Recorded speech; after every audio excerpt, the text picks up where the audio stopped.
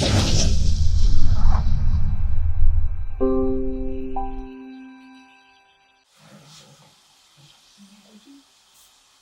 masculinity. Okay. So, fellas, how would you all define masculinity? Oh, The first word you'll ever hear anytime somebody talks about a black male is strong. You get what I'm saying? I wanted to mention that in the last episode, but I think that's what we pride ourselves on, being strong. And we move from there on our idea of what strong is. And I think that's where masculinity gets lost in the mix. What I would say,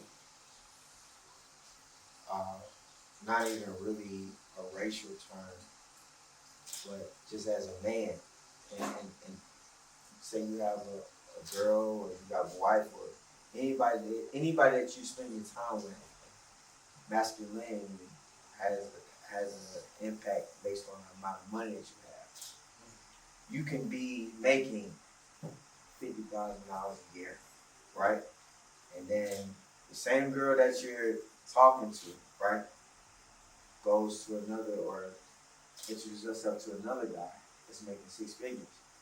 And she thinks he's more masculine than you are based on the income that he has rather than you have.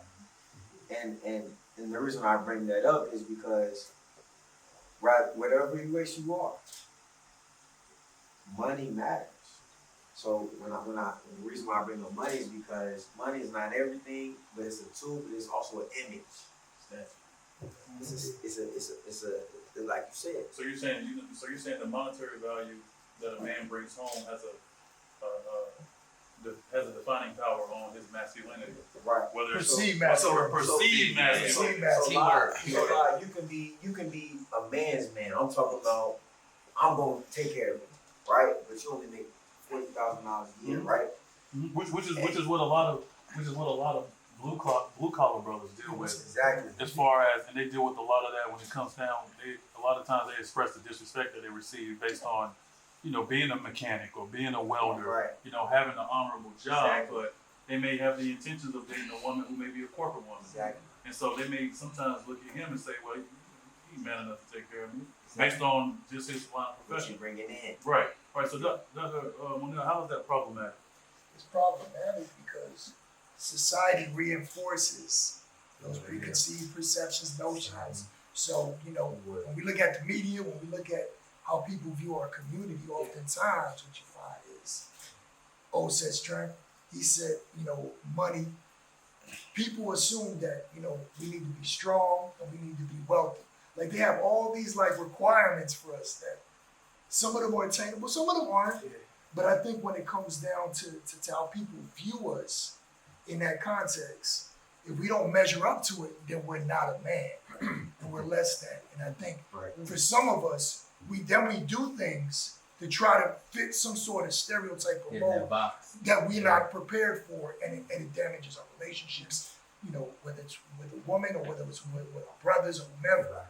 So we gotta oftentimes when I talk to the young brothers on campus, I'm always like, what is masculinity to them? And the narrative is just, it goes from this extreme to the next. So it's like redefining, like we talked in the women's episode, redefining what it means to be man, right? What masculinity is to us. Greatness, power, all of that indeed. But another thing is about being humble, being weak at times. It's okay, listen, man. Being vulnerable. I'm incredibly vulnerable. I'm incredibly weak. But then I have brothers I can lean on. I have my family I can lean on. And I think that's what makes a man a man. Being able to be uncomfortable. Being dynamic. And being able to adapt to any environment. And now let me piggyback on something you said. Because you said about society standards. And I think when you look at the definition of masculinity, what makes a man, and you look at the societal standards, the first thing you think about is providing. And it was so easy back in the day. It said, I'm a man, I gotta provide because one, my wife's not working, I'm the head of the family, so it's easy to fill that role of being a man. I think now we have that redefining moment because the woman is working. You don't need to provide everything. Right. So it's like finding that balance of, okay, I'm a provider who doesn't have to solely provide, which is why we need to redefine and self-reflect and say, okay, well, how can I provide in other ways if it's not all about money? It's not all about that. And I think that's what we're having to struggle with. And how does society support that? Yeah. Right. James, what are some other ways? He mentioned other ways a man can provide because it's not always about money, right? Being masculine honestly has nothing to do with money. You know, because if you're paying the bills, but you're not loving your wife the way she's supposed to, how are you providing? What are you providing? So James, what are some other ways you think black men can provide?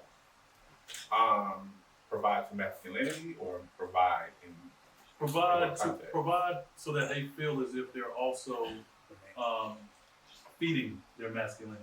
Because at the end of the day, it has much to do with pride and it has much to do with ego. Because you're constantly, on a daily basis, defining your masculinity, right? Well, I think that in masculinity, I think that is, of course, subjective. But in the same context, I think that when you ask me what else can a black man provide to feed into masculinity, I think that they have done just enough. Oftentimes, it is perceived that the black man's masculinity is contingent on the opposite sex or the person who is experiencing the masculinity. With that being said, sexuality has a problem with that. So when you ask for what can be provided, you're enough. You are enough. There's nothing else that you can provide. Being yourself, being honest, being sensitive. Exactly. That is the masculinity. And very much so, we are, and I say we, including myself, no matter the sexuality or the your preference in things in general, we are subject to a theory that if someone is not comfortable with my idea or presentation or projection of masculinity, it is not masculinity. Masculinity is based off of the person who gives it, not based off of the person who receives it. So if I say that I'm masculine, I'm masculine. So I have nothing to prove because I have said that I am masculine, no matter if I would like to wear my hair a certain way, dress a certain type of way, because I identify as masculine, not just my, inward, but my outward expression. You know what I'm saying? I am masculine. Just like with women, there is an idea that women have to be a certain type of woman to be a woman, or to be feminine, or to be a beautiful woman. Just like with us black men, there is a certain type of rites of passage to be considered a man, to be considered a black man. At one point in time, you had to know how to change a tire to be considered a man. You know what I'm saying? I don't think they changed that. I mean, I still don't know. They didn't change it, but people stop learning. That's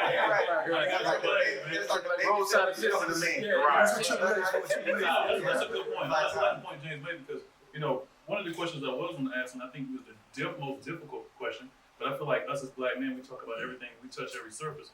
Why is it that homosexual men are judged on their level of masculinity, right? Why is it that from the immediate perception whenever they're judged, is something that's taken away from them and saying, you know what, since he's perceiving as a gay man, he is less masculine than maybe a heterosexual straight man. Why is that? And I mean, it ties into a thought that I was having as you all were speaking. You think about the way that we use masculinity now, it's a function of validity. You know what I mean? And so it's used as a measuring stick against other people. I mean, our entire kind of social contract is based on that. I am this relative to that. You know what I mean? So I'm rich relative to you, right? I'm good looking relative to him. It's always it's a measure, right? Anything, if you're talking about men specifically, and I think the men in general, but men who are using and doing what you're talking about are the most insecure of us, right? Nobody needs a measuring stick more than an insecure person. I need somebody to be more masculine than, right? So if I'm not a man to you ladies, at least I'm not him, right? You know what I'm saying? And I think that's what ends up happening. But in doing so, what we do is we set ourselves up for these. We created these measures, right? We enforce these measures only to not measure up to them, right? So a man is gonna come and say, look, I know I'm a man because I got more money than him, up until your wife is talking to a man richer than you. Then it's like, what money got to do with it? You know what I'm saying? Or you know what I'm saying? My dick big up until she like, I mean, he man dingo. Then you like, what's that matter? You know what I'm saying? And so I think what's most important to me as I think about masculinity is to not use it as a measuring stick, right? For me, at least not relative to other people. What does it mean to be a man to me, and do I meet those standards? Is masculinity. You know what I mean? And so I think there are ways that we can impose things that are unhealthy on ourselves. That's a different conversation. But the first step, the trend that what you and James are saying is that it's a self. Yeah. It's a self-evaluation. Well, I just wanted to, in that same rhetoric about it being used as a measurement, I think it's also used as a survival instinct as well. Just tying it back to your initial question, or this question that you asked about why do, basically, just paraphrasing, why homosexual men or men who identify with a different sexual preference than heterosexual, why are they considered less masculine because of their sexual orientation, correct? Yes. Basically, the Yeah, question. absolutely. Yeah. I think it is a survival instinct. I think that because most men who do not identify with, or do not want to publicly identify with that sexual orientation, or any sexual orientation other than heterosexual, it is a survival instinct or a measurement, as you put it, so that they are considered a certain type of man to get further in life. Whether it be sexually, whether it be financially, whether it be in any type of aspect. And not only do you find that in heterosexual men, you actually find that in homosexual men. Some of us who went to Seventh State, you'll see that a lot of men have pledged these organizations or joined organizations based off of their association with certain men, but after they join those organizations, they're accepted by that crowd, they then become, or not so much to become, that they're comfortable with expressing themselves because of their relationship with that brotherhood. So that's, well, for some people. So then you have a situation where you have people who are comfortable in their masculinity. They're comfortable in projecting or expressing their feminine, or touching into their feminine side. You get what I'm saying? Right. Because of their brotherhood. Right. Or maybe they're not. So it really is like you said, a measurement. It's used as a measurement to survive depending on the environment. Because one statement I do want to make is that, whether people know or not, is that as a man, you have masculine energy and you have feminine energy. Right. And so if you don't understand the foundations of your genetic and neurological makeup, then you then lead with a spirit of judgment, right? And so if everything is in balance, right, you have the law of polarity, you got yin and yang, you have positive and negative. So we must have, if we have masculine energy, we also have feminine energy. And the feminine energy that we have is the empathetic side, the vulnerable side, the side of caring for others, the nurturing side.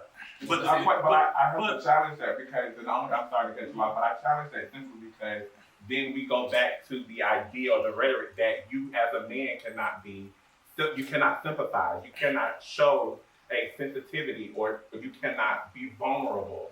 And that does not necessarily mean that you are feminine, but it means that you are honest in that moment. Right. You know what I'm saying? Not so much your point, but just to dig even deeper, being feminine is not a negative term.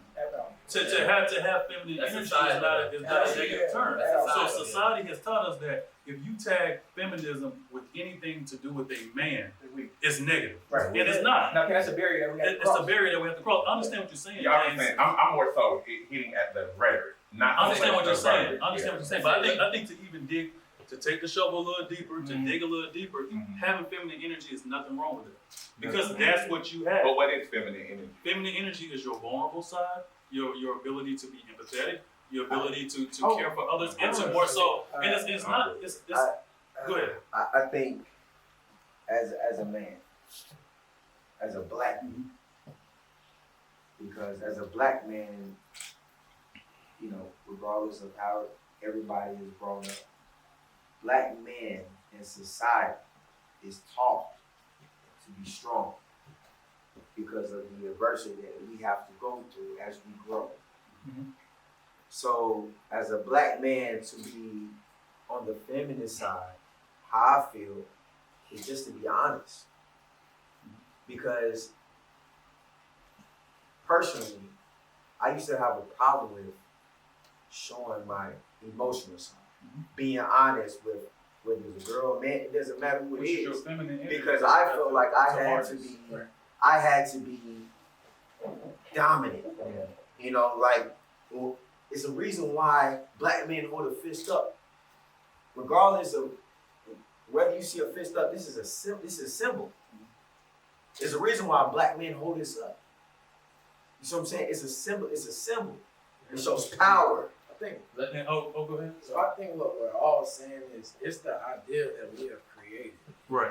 Exactly. Masculinity is what. Way before us, though. Created Way way before. before. And like you said, it's just an ideal of what we think a man should be. And like James says, bro, I didn't know you was gay. No, Who said that? I just had to cut there a little bit. That James my homie. But like I'm saying,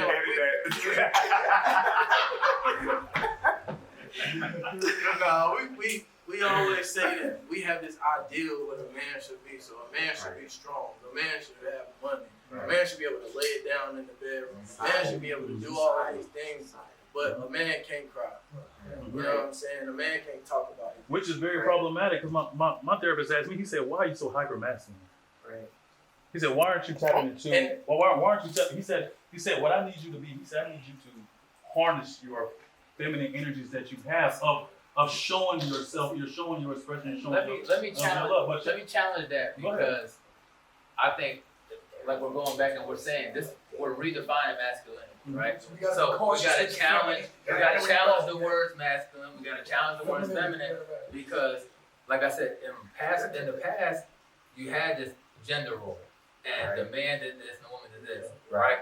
But now you don't, right? So I used to joke and I say I call myself a domesticated man because in a relationship, I wash clothes, I wash dishes, I cook, I do everything that the woman would do in past relationships. So that's when you got to challenge the definition because nowadays you don't have these gender roles.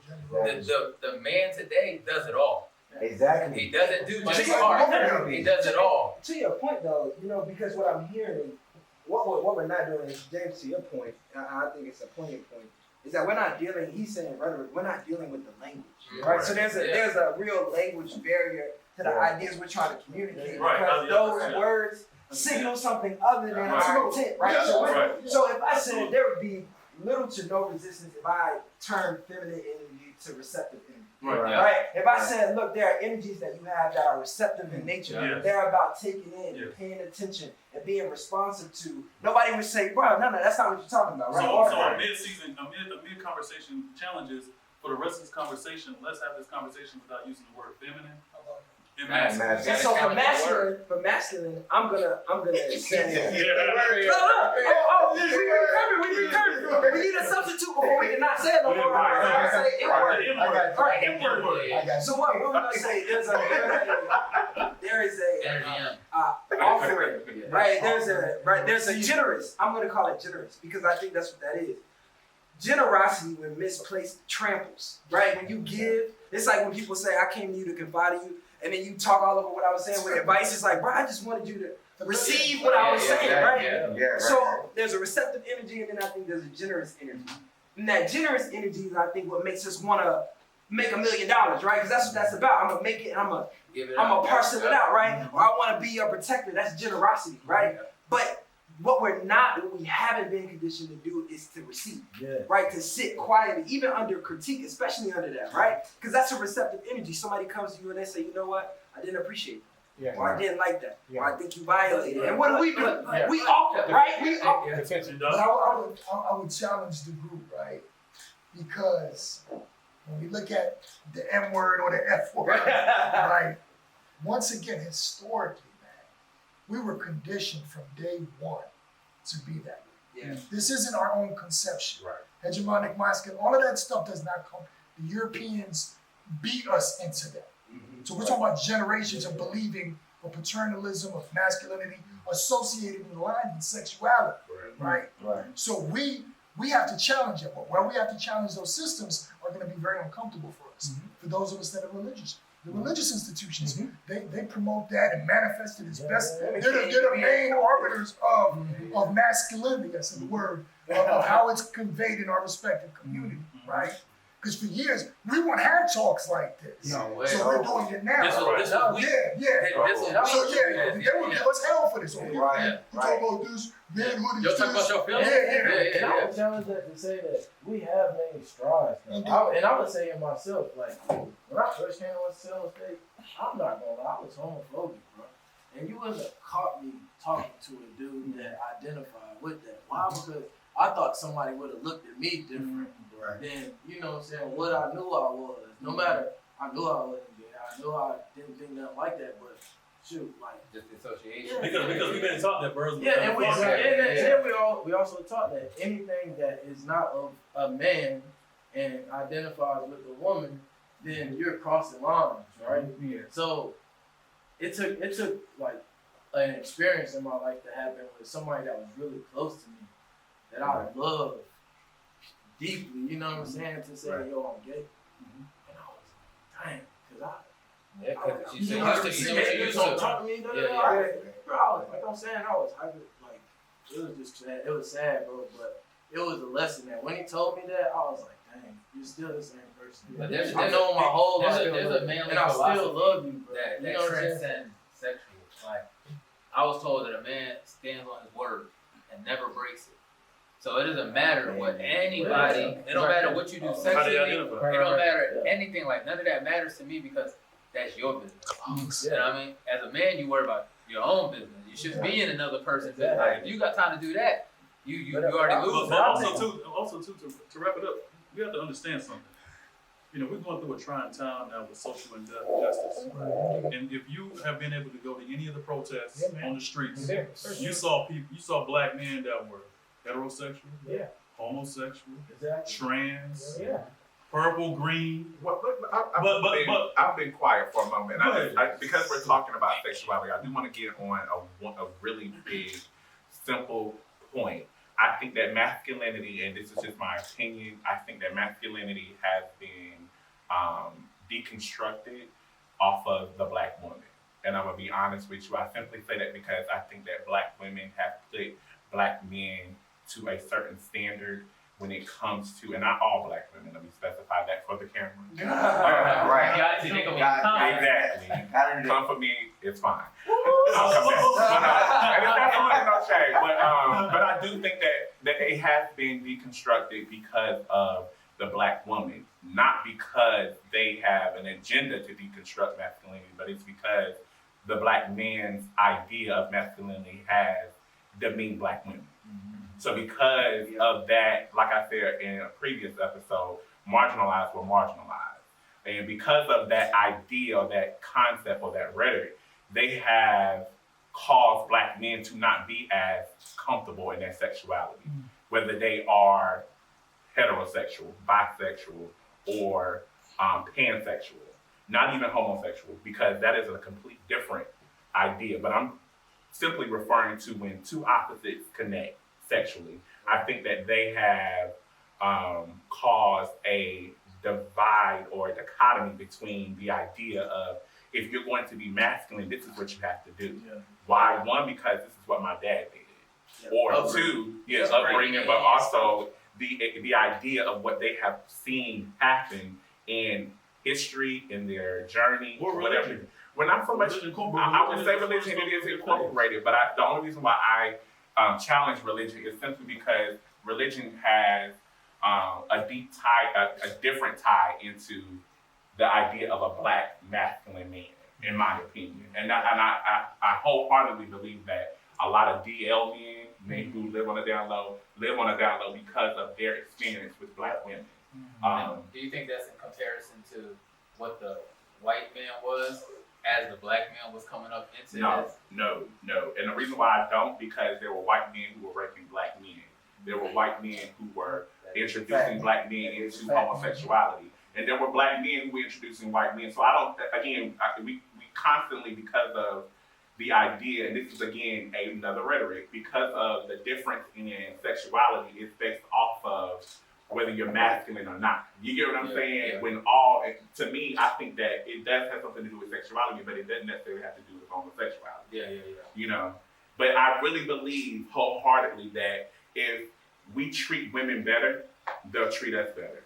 And because of that, we have to be sensitive. This is why I challenged you when you mentioned that being emotional or being vulnerable or being expressive or honest in moments with women, you basically were insinuating that was feminism. I don't think that is feminism. Just simply, I'm sorry, I did bring the word back up.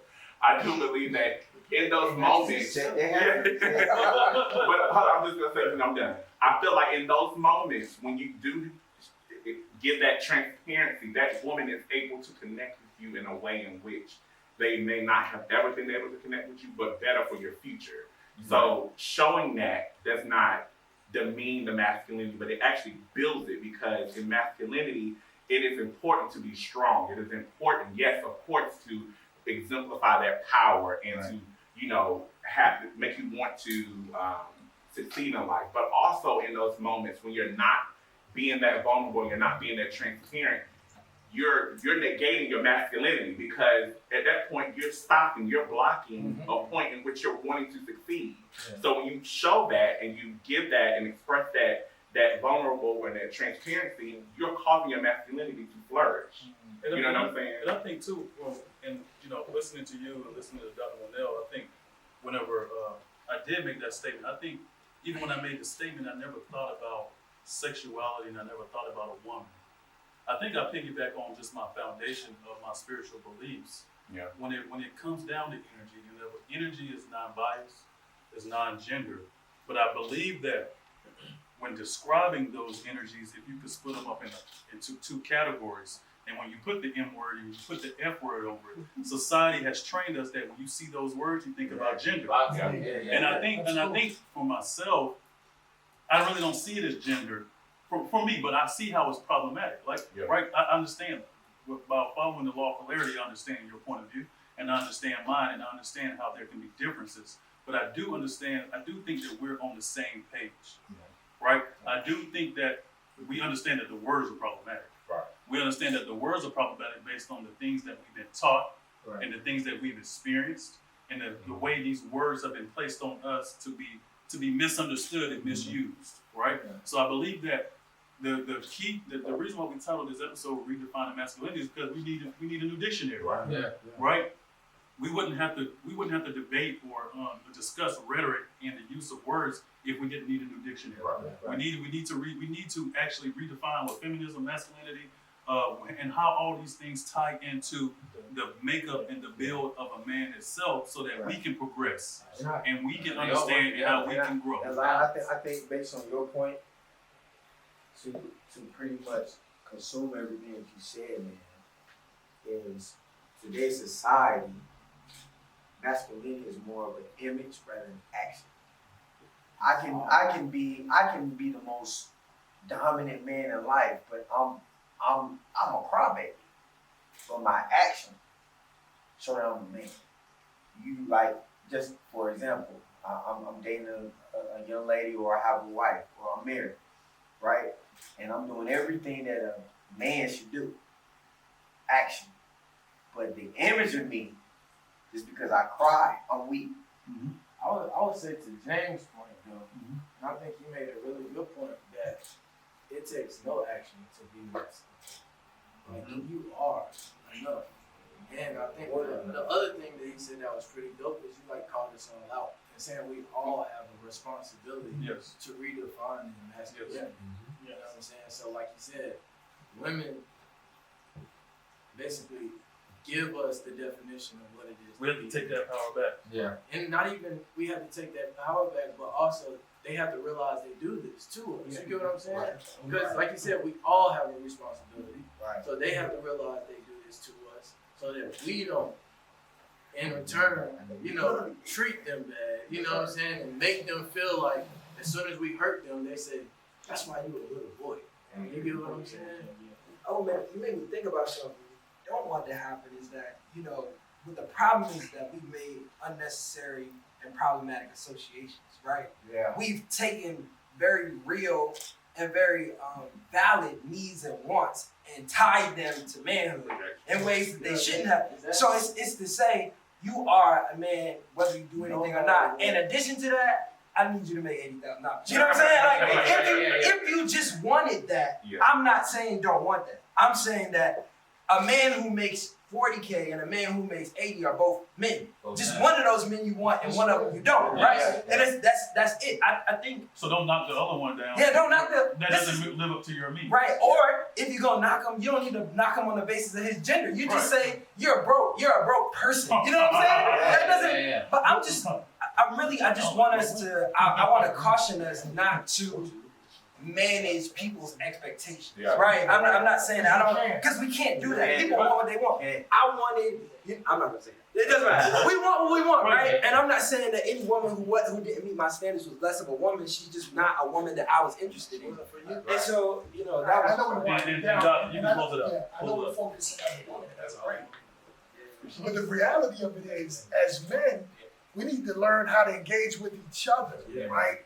And I think we missed that a little bit. Like, the reality of it is, if we look at our communities, we look at society, we look at all the troubles, how people are criminalizing the black male. We have to, that whole redefinition encompasses how we actually engage with each other too. Like, the women are great, but how do we engage as brothers to be able to debate, chill, smoke sticks, and grow and make our community grow? So the way I envision it, the way I look at it, the way I prepare my sons is that how are you making yourself better? How are you making your fellow brother better, right? And that's for me big. And this is a start, right? And then we go out in our respective communities or fields, and then we encourage that. And then we got to go to popular culture, social media, and broadcast. We are the power. Don't let no one tell our narrative. And final words, man. That's what this entire platform is for. We shouldn't agree on every topic, and it's better if we don't, because James has taught me something. Everybody has taught each other something during this session of redefining masculinity. Like, my mind is blown to where I want to go research and look up more stuff and look at things from all these different perspectives. Because if you're just listening to yourself, how are you going to grow? One of my favorite quotes is, a comfort zone is a beautiful place, but nothing grows there. Right? So you have to get out of your box. You have to step outside and say, okay, I need to hear a James' point of view, a O's point of view, a Doc's point of view, so that I can gain more perspective on this, more wisdom. The way I look at this thing from a different point of view. And so, like Doc said, we have to be the ones as black men to take control of this redefinition that we have, right? Of this building a new dictionary of these words that have placed so many inflictions on our community, so that we can then prosper and have more conversations like this. And that's what Black Flannel Oil is about. We're redefining masculinity right now. And the goal is for thousands of people to see this video and say, you know what? I didn't think about it like that.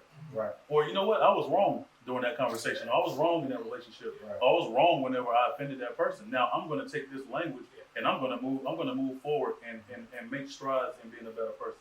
And I think that's what it's all about. I just want to make sure. Recording. We're live. I ain't never scared. But I want to make it very clear. Women are not completely responsible for the deconstruction of black men masculinity. They are not. I hear though. Well, exactly. Well, let them hear that so they can get engaged. But I make sure that it's very clear. And the only reason why I brought that up is because their involvement with deconstruction is a reaction to the action of black men's masculinity in relationships. So, which is a reaction from European influence on how to be Come on, there we go. That's all. I just want to make sure that we understand the chain of exactly.